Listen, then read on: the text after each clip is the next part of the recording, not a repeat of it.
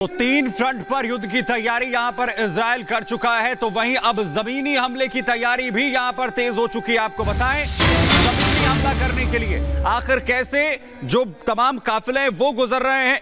अल मुराबा से जो इजरायली सेना का काफिला है वो गुजरा है। गाजा पर जमीनी हमले की तैयारी यहां पर तेज इजराइल की तरफ से कर दी गई है। इसका अल्टीमेटम भी इजराइल की तरफ से दिया गया था गाजा के उत्तरी इलाके को लेकर कि वहां से तमाम लोग इलाके को खाली कर दें। और अब लगातार जो काफिले हैं वो आगे बढ़ रहे हैं, गाजा की ओर ये काफिले जो हैं वो बढ़ रहे हैं। और अल मुराबा से ये जो काफिला है इजरायली सेना का, ये यहां से गुजरा है।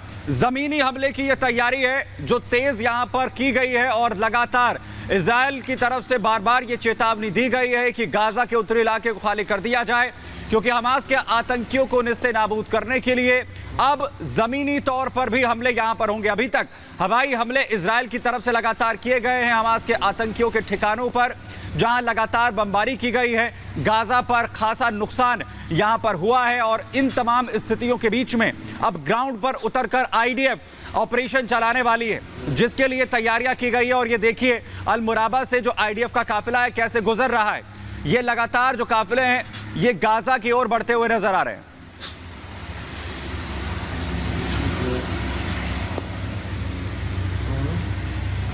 तो लगातार अल मुराबा से कैसे आईडीएफ का काफिला गुजर रहा है और जमीनी तैयारी आखिर कैसे यहां पर हो गई है और कैसे अब जमीनी लड़ाई के लिए इजराइल तैयार है, उसकी तस्वीर हम आपको यहां पर दिखा रहे हैं। और वहीं अब हमास के खिलाफ इजराइल कैसे ये युद्ध लड़ने वाला बताएंगे आपको अनामिका।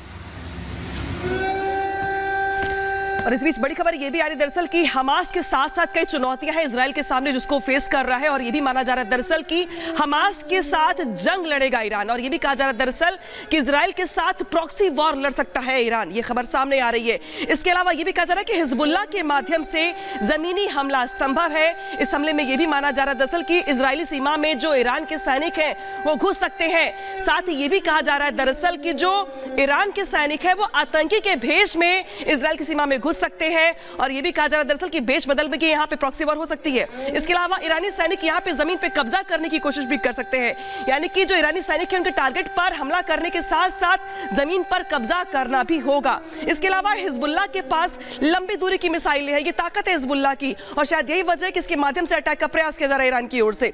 इसके अलावा इन मिसाइलों की जद में पूरा इजराइल आ सकता है, यानी कि जो डिस्टेंस से जो टारगेट करने की क्षमता है हिजबुल्लाह के पास मौजूद मिसाइलों की, उसके जरिए पूरे इजराइल पर टारगेट किया जा सकता है। ये खबर सामने आ रही है। इसके अलावा लेबनान की तरफ से भी हवाई हमला संभव है। जिस तरीके से अगर बात करें हम, तो हमास के साथ साथ लेबनान से जो हिजबुल्लाह गुट है वो अब तक लगातार हमले कर रहा है। तो माना जा रहा है कि लेबनान को भी यहाँ पे माध्यम बना करके हमले का प्रयास हो सकता है। और लेबनान की ओर से खुद हिजबुल्लाह गुट लगातार हमले भी कर रहा है। इस बीच लड़ाकू विमान भी ईरान भेज सकता है, ये भी खबर सामने आ रही है। क्योंकि हमने आपको पहले भी बताया था कि किस तरीके से ईरान लॉजिस्टिक्स के मामले में लगातार मदद पहुंचा रहा है हमास के आतंकियों को, हिजबुल्लाह गुट को। इसके अलावा ये भी कह रहा है कि लड़ाकू विमान भी भेज सकता है ईरान। किस तरीके से बैक सपोर्ट ईरान की ओर से किया जा रहा है लगातार आपको हम बता रहे हैं।